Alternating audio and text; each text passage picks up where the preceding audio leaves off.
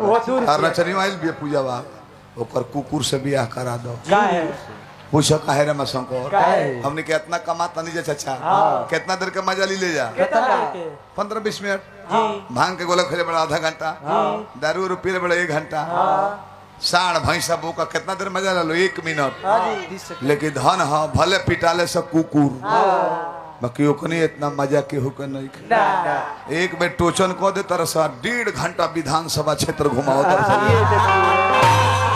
ये देखिए नीतीश कुमार का नया कानून लागू हुआ है 70 लागू हुआ है चुनाव चिन्ह छाप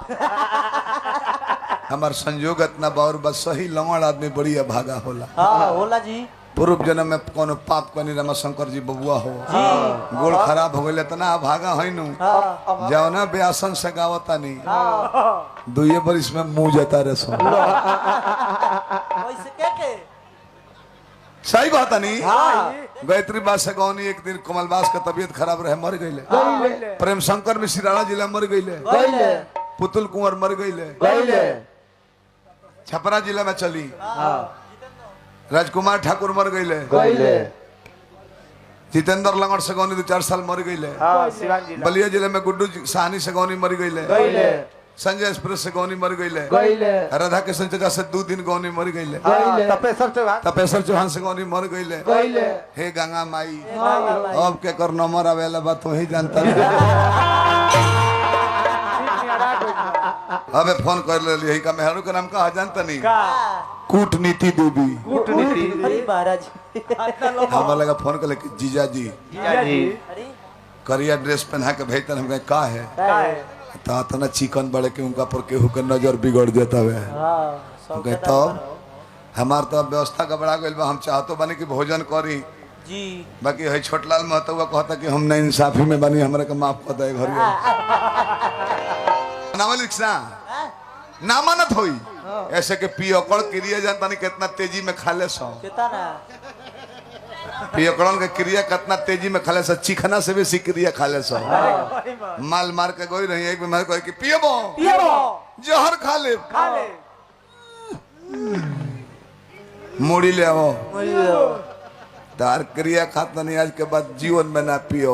अपना मन से ना पियो बतवार के क्रिया खैले बा आ सोमार के फिर पी के आ गइल फिर पी लहो चुप रहो मैनेजर साहब के जन्मदिन रहा बैंक के कहले कि आज भर पी लो कल से मत पी हो आज ठीक बा कल से मत पी हो फिर मंगरों के पी के आवता फिर पी लो मुखिया जी भेटा गए नहीं हो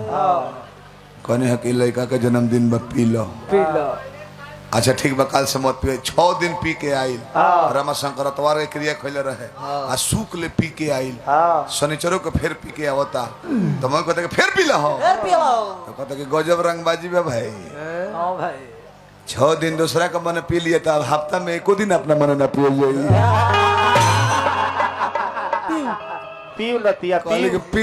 पी के जीव मुहे रमाशंकर छोट भाई हवन बाबू साहब तू हो बाबू साहब हम हमारा पर एगो उपकार करबो अगर हम मर जाई तो हमारा घरे फोन मत कर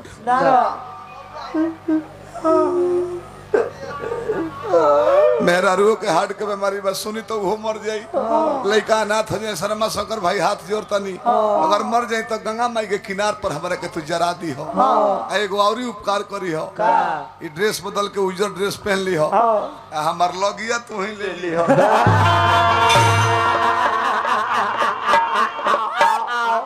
बाहर मत बुझिया है कोई नहीं होता नहीं कुर्सिया के बैठवाए ने ओने होवर लगिया तो ले बबुआ हो हमार छोट भाई हो मिले बा तो खानदाने कहीं जा बबुआ एगो और काम करी हो ब्यासो हई इंजीनियरो हई वैसे तो एगो घोट फोराला बाकी तरस नहीं होरा करता नहीं बबुआ छोट भाई दियाद हो पटीदार हो दोनों घाटवा फोर के घिवा पी जाइयो हमारा संतुष्टि मिल जाए रखिया गंगा जी में गंगा जी में हमार हड्डी अस्थि मत दहोई हो सोनो में ना गंगा जी के किनारे जरा दी हो ना गंगा जी में ना सोन में